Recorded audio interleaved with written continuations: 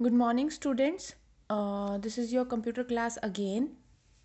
So कल हम लोगों ने फ्लो चार्ट के बारे में एक्सप्लेन किया था। मैंने आप लोगों को इंट्रोडक्शन के बारे में हम लोगों ने पढ़ा था कि फ़्लो चार्ट होता क्या है, किस तरह से बनाया जाता है, किस लिए बनाया जाता है। अगर हमने फ़्लो चार्ट बनाना है तो उसमें कौन कौन सी किस टाइम पे हमारी शेप्स जो हैं वो यूज़ की जाएंगी। ठीक है, तो मैंने आपको क्वेश्चंस भी करने के लिए दिए थे। तो अब अभी हमारा आगे पार्ट है कि इसके अंदर और कौन सी शेप ऐड होती हैं। ठीक है, तो और उसका यूज़ क्या होता है, आइए देखते हैं। मोज, now consider the following problem and draw the flow chart for its solution. आपको फ्लो चार्ट बनाना है। Savni bought a toy for ₹325 and sold the same of ₹458। Savni ने एक टॉय खरीदा है 325 रुपये का और उसने वही टॉय 458 रुपीज़ का सेल कर दिया है। Explain how can we find Savni made a profit or loss. अगर हम नॉर्मली प्रॉफिट या लॉस निकालते हैं तो हम क्वेश्चन की हेडिंग बनाएंगे मैथ के हिसाब से। Savni bought a toy ₹325, she sold 458। इसको क्या हुआ है, लॉस हुआ है या प्रॉफिट हुआ है? उसको प्रॉफिट हुआ है। तो हम क्या करेंगे, कितना प्रॉफिट हुआ है, 458 में से 345 को क्या कर देंगे, माइनस कर देंगे। ठीक है, यही प्रोसेस करना है, लेकिन ये प्रोसेस हमारे को किस में करना है, एक रिटर्न फॉर्म में करना है। कैसे करना है, पहले आप इसका एक्सप्लेनेशन देखिए। In this problem the goal is to find whether Savni made a profit or loss. आपने ये ढूंढना है कि प्रॉफिट किया है या लॉस हुआ है। प्रॉफिट हुआ है। Jyoti, we know the cost price and the selling price of the toy. हमारे को उसकी कोस्ट प्राइस और सेलिंग प्राइस पता है टॉय की। We can read them as input, hence they are represented as a parallelogram. हम जो उनकी कोस्ट जो है सेलिंग प्राइस की और लेने की प्राइस की, कोस्ट प्राइस को, उन दोनों को हम रीड में लिख सकते हैं। और रीड मतलब कि इनपुट करा सकते हैं, और उसको इनपुट जब हम कराते हैं तो हम कौन सी शेप में डालते हैं, उसको पैरेललोग्राम में डालते हैं। ठीक है। मोज, you can also put both coast price and selling price in a single parallelogram. आप दोनों को, वो कह रहा है कि आप दोनों को एक ही उसमें डाल सकते हो, एक ही पैरेललोग्राम में डाल सकते हो। आप अलग अलग बॉक्सेस मत बनाओ। ये देखिए, पहले इन्होंने बताया कि आप ना रीड कोस्ट प्राइस और रीड सेलिंग प्राइस, इन दोनों को आपने अलग अलग पैरेललोग्राम डाल दिया। मोज कहता है नहीं, आप इसको एक ही में डाल दो। इन्होंने एक में डाल दिया। इसके बाद में आता है next we have to compare the selling price and the cost price to find which is greater. उसके बाद में हम बनाते हैं, हमें क्या बनाना है कि सेलिंग प्राइस और कोस्ट प्राइस को हमारे को कंपेयर करना है कि कौन सी चीज़ ग्रेटर है। This this will tell us whether Savni made a profit or loss. ये हमारे को बताएगा कि क्या उसने प्रॉफिट किया है या लॉस किया है। How do we show comparison in flow chart. अब यहाँ पे हमने कंपैरिजन करना है, तो हम कंपैरिजन कैसे करेंगे फ्लो चार्ट में। Moz, can you phrase this step as a question with two possible answer. आप क्या इसको एक क्वेश्चन के रूप में एक्सप्लेन कर सकते हो कि जिसके दो आंसर निकल सकते हैं। तेजस, वी कैन आस्क, हम इसको क्या पूछ सकते हैं, is selling price more than coast price.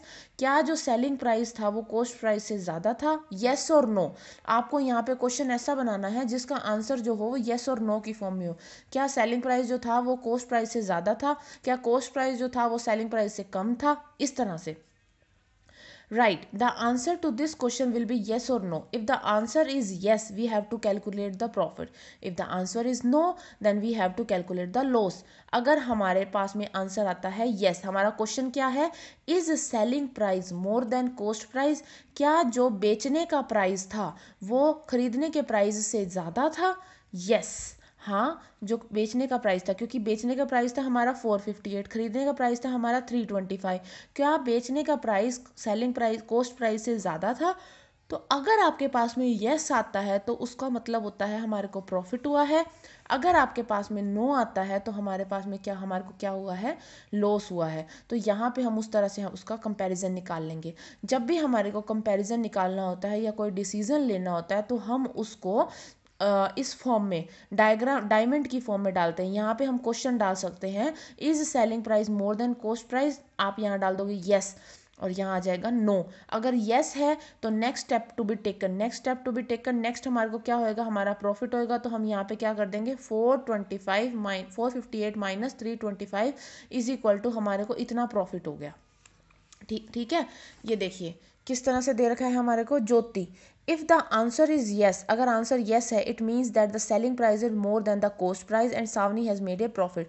तो is SP is greater than the CP, यानी कि सेलिंग प्राइस जो है वो कॉस्ट प्राइस से ज़्यादा है, तो आप इस तरह से उसको एक्सप्लेन करोगे। और अगर हमारा नो आता है तो हम इस तरह से करेंगे, ठीक है।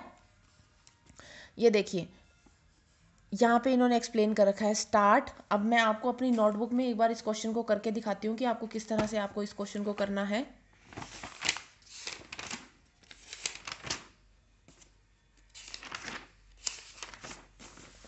ये देखिए हमारे पास में कॉस्ट प्राइस है 325, हमारे पास में सेलिंग प्राइस है 458, ठीक है। और हमें इसका क्या बनाना है, फ्लो चार्ट बनाना है। सबसे पहले हम लेंगे इसको, स्टार्ट करेंगे। स्टार्ट करने के बाद में हमने इसको पैरेललोग्राम में डाल दिया, read cost price is cost price और रीड सेलिंग प्राइस, हमने ये पैरेललोग्राम में डाल दिया। इसके बाद में हम इस हमारे पास में क्वेश्चन आता है कि कॉस्ट प्राइस ज़्यादा है या सेलिंग प्राइस ज़्यादा है, ठीक है हमारे पास में। तो हमारे को क्या करना है, जो भी हमारे पास में कोई क्वेश्चन आता है तो हम उसको डायमंड के शेप में लिख देंगे।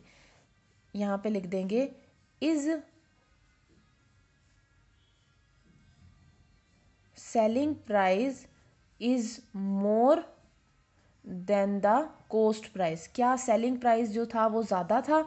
अब यहाँ पे आपने दो ऑप्शन लिख देने, या तो यो नो या फिर यस। तो हमारे पास में क्या है, क्या सेलिंग प्राइस जो है वो कॉस्ट प्राइस से ज़्यादा है। यस, हमारा सेलिंग प्राइस यहाँ पे सीपी हम डाल देते हैं 325 और एसपी है हमारा 458, ठीक है। यस में जब हम डालेंगे तो यस जब डालते हैं तो हमारा आ जाएगा प्रॉफिट। तो जब हमारे को प्रॉफिट हो रहा है तो हम इसको यहाँ लिख देंगे profit SP minus CP, SP फिर उसके बाद हम इसको यहीं इसी जगह पे हम इसको सॉल्व करेंगे। एसपी हमारा है 458 माइनस में 325 इज इक्वल टू हमारे पास में जो भी हमारा इसका आंसर आ जाएगा, 8 में से 5 गया 3, 5 में 2 गया 3, ये हमारा क्या है, प्रॉफिट, ठीक है।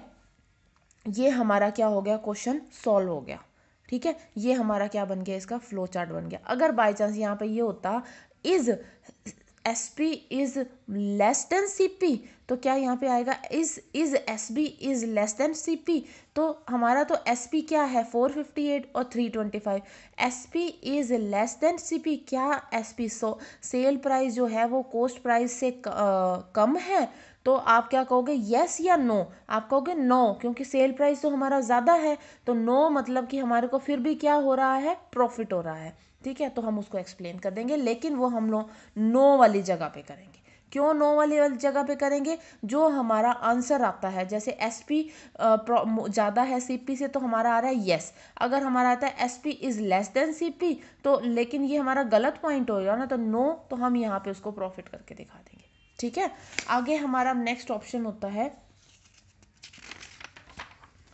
ये देखिए नेक्स्ट पॉइंट में हमारे को फ्लो चार्ट के ये पॉइंट्स दे रखे हैं। एलिप्स मैंने आपको बताया ही था, एलिप्स जो है जब अगर हम फ्लो चार्ट को स्टार्ट करते हैं तो यूज़ किया जाता है। पैरेललोग्राम अगर हमने किसी भी चीज़ को एंटर कराना है या आउटपुट देना है वो हम कर सकते हैं। रेक्टेंगल, रेक्टेंगल का यूज़ किया जाता है कि अगर आप कोई प्रोसेसिंग कर रहे हैं। डायमंड का यूज़ किया जाता है अगर आपको कोई डिसीजन लेना है, और एरो का यूज़ किया जाता है इन सारी शेप्स को आपस में कनेक्ट करने के लिए।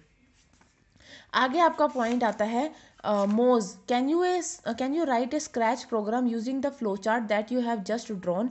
वो कह रहे हैं कि कोई क्या आप स्क्रैच प्रोग्राम को लिख सकते हो। तेजस, यस वी कैन, हाँ हम लिख सकते हैं। This is great, we can also depict a computer program using flow chart. Some time we need to repeat a sequence, कई बार हमारे को कंप्यूटर के प्रोग्राम को बनाने के लिए सीक्वेंस की ज़रूरत होती है। How do we represent this in the flow chart, हम इसको किस तरह से फ्लो चार्ट में रिप्रेजेंट कर सकते हैं। Let us consider the multiplication table flow chart that you saw the exhibition. See, जब हम रिपीटेशन करते हैं उसको हम बोलते हैं लूप। अब यहाँ पे आपको एक क्वेश्चन दे रखा है, मैं इसको इसी में ही समझाऊंगी, then you have to learn it now. हमें मल्टीप्लिकेशन करनी है।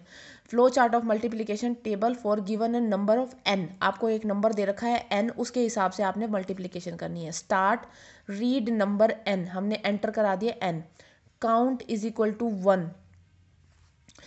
अब ये कैसे दे रखा है, कैसे सॉल्व कर रखा है, मैं आपको बताती हूँ। मल्टीप्लिकेशन टेबल ऑफ 12, आपने क्या करनी है, टेबल आपका टेबल दे रखा है 12, यहाँ पे आपको एक्सप्लेन कर रखा है, ये देखो। The repetition sequence starts with count is equal to 1, n is multiplied by 1 and output is printed. Next, since count is not equal to 10 we add 1 to count, n is multiplied by 2 and output is printed. अब आपको कैसे करना है मैं आपको समझाती हूँ। Multiply आपने करना है टेबल से। फॉर एग्जांपल दिया गया है स्टार्ट n आपने मानना है 12, ठीक है, और काउंट इज इक्वल टू 1, यानी कि एक एक करके आपको इसको आगे मल्टीप्लाई करना है। कहाँ तक लेकर के जाना है, 10 तक लेकर के जाना है। कहाँ तक लेके जाना है, यहाँ देखो, यहाँ पे count is not equal to 10, आपको ऐसा नहीं आना चाहिए कि काउंट जो है वो इक्वल नहीं है 10 के। काउंट इज इक्वल टू 1, अब काउंट हमारा क्या है, count is equal to 1, 12 multiply 1 is equal to 12, 12 जो है हमारा n multiply 1 is equal to 12, ठीक है, ये हो गया। फिर उसके बाद में count is equal to 1 plus 1, इस तरह से हमने करना है, 2 आ गया, 12 मल्टीप्लाई 2, ठीक है। फिर उसके बाद में जो ये 2 है उसके अंदर हमारे को 1 ऐड करना है। किस तरह से करना है, ये देखिए, n जो है वो हमारा, n जो है हमारा है 12 है, n हमारा है 12। काउंट जो है वो हमारा है, काउंट हम 1 से लेकर के 10 तक लेकर के जाएंगे, 1 से लेकर के 10 तक लेके जाएंगे, लेकिन अभी हमने यहाँ पे जब इसको सॉल्व करना है तो हम करेंगे 1। किस तरह से करेंगे, n मल्टीप्लाई में 1 इज इक्वल टू जो आपका आंसर आ जाएगा। तो n हमारा जो है 12 मल्टीप्लाई में 1 इज इक्वल टू 12 आ गया। इसके बाद में ये हो गया हमारा फर्स्ट पॉइंट, 1 हो गया। नेक्स्ट पॉइंट हमें क्या करना है, जो ये मल्टीप्लाई है 1 प्लस में 1, ठीक है, इसी तरह से दे रखा है ना, ये देखो 1 प्लस में 1 इज इक्वल टू कितना आ गया हमारे पास में 2, 1 प्लस 1 इज इक्वल टू हमारे पास कितना आ गया 2। अब 12 मल्टीप्लाई में हम क्या कर देंगे 2, ये हमारा आ गया 24। अब इस 2 को हम ले लेंगे, 2 प्लस में 1 इज इक्वल टू कितना आ गया 3। जो भी हमारे पास में लास्ट में काउंट में हमारा जो एडिशन आया है उसमें हम एक ऐड करके उसको मल्टीप्लाई कर देंगे। 12 मल्टीप्लाई में 3 इज इक्वल टू जो भी आपका आंसर आता है। इसके बाद में है 3 प्लस में 1, इस तरह से आपको करना है। 3 प्लस में 1 इज इक्वल टू आपका आ गया 4, ये देखिए ऐसे ही दे रखा है ना आपको, इसी तरह से ही आपको करते करते इसको 10 तक लेकर के जाना है। 4 मल्टीप्लाई में 12 मल्टीप्लाई में 4,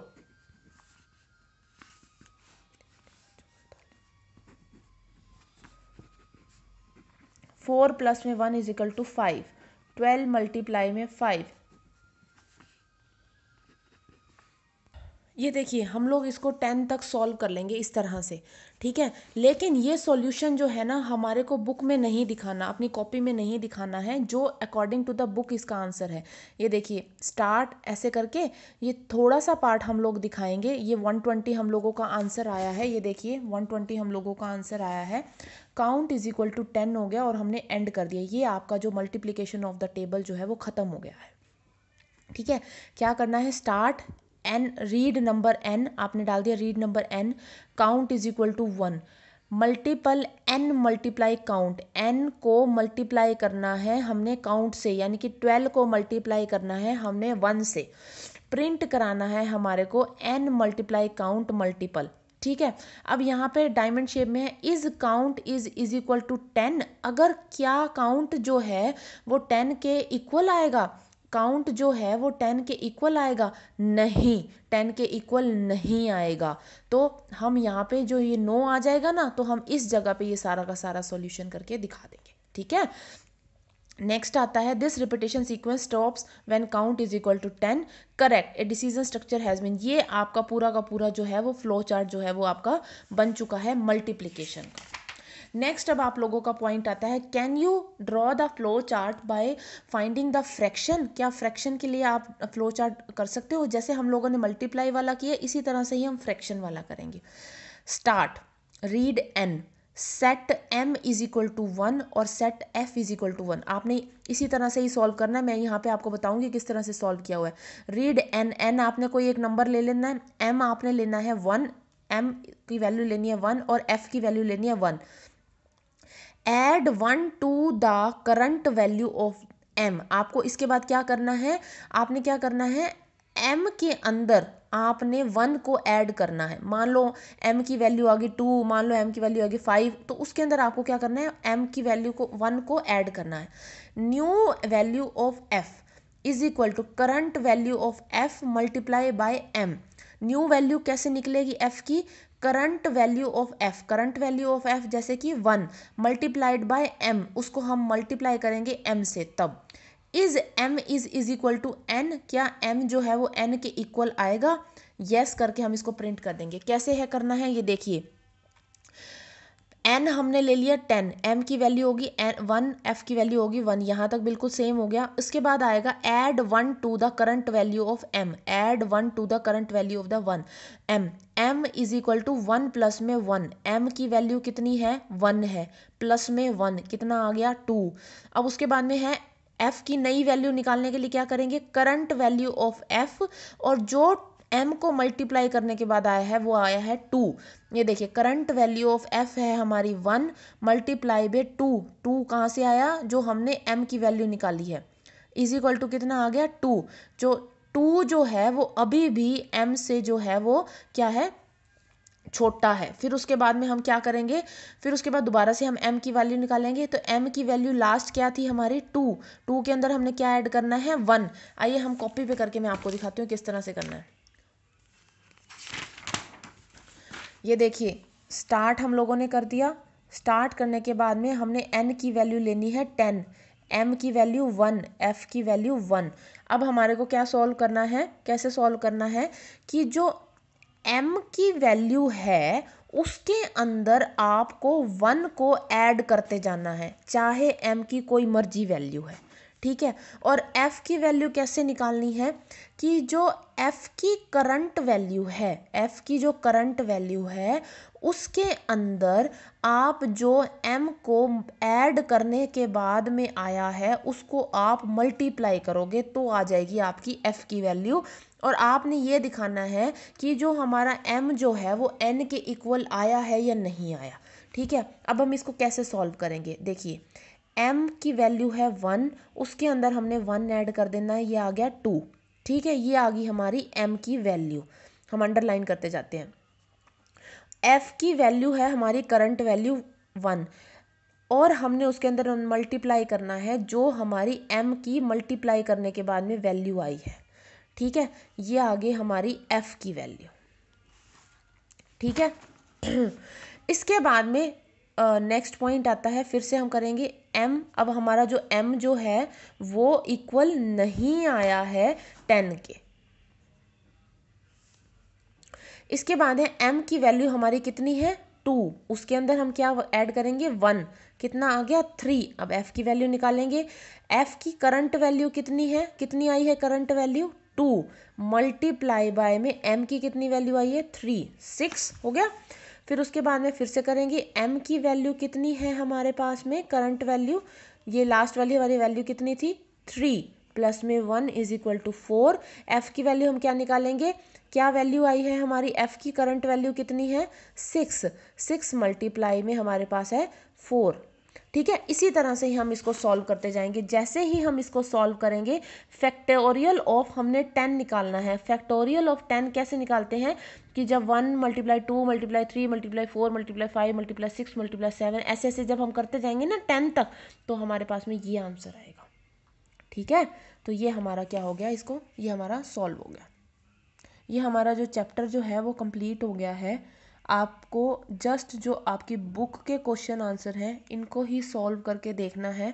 अगर आपको कोई प्रॉब्लम आती है तो आप मुझे कॉल करके पूछ सकते हैं, जो भी अगर आपको प्रॉब्लम आती है। But if I will conduct test तो I don't want any student कि वो ये मुझे ये बोले कि मैम मुझे समझ में नहीं आया। आपके पास में वेडनेसडे तक का टाइम है, देन आप इसको अच्छे से सुनो, इसकी प्रैक्टिस करो। प्रैक्टिस करने के बाद अगर आपको कोई प्रॉब्लम आती है आप मुझे कॉल कर सकते हो। ठीक है, आपका चैप्टर कवर अप हो गया है। इसके बाद हम लोग एक्सरसाइज देखेंगे। पहले मुझे ये चैप्टर जो है आपकी तरफ से ये आना चाहिए कि किसी को भी समझ में, सबको समझ में आ गया है। ठीक है, ओके, थैंक यू।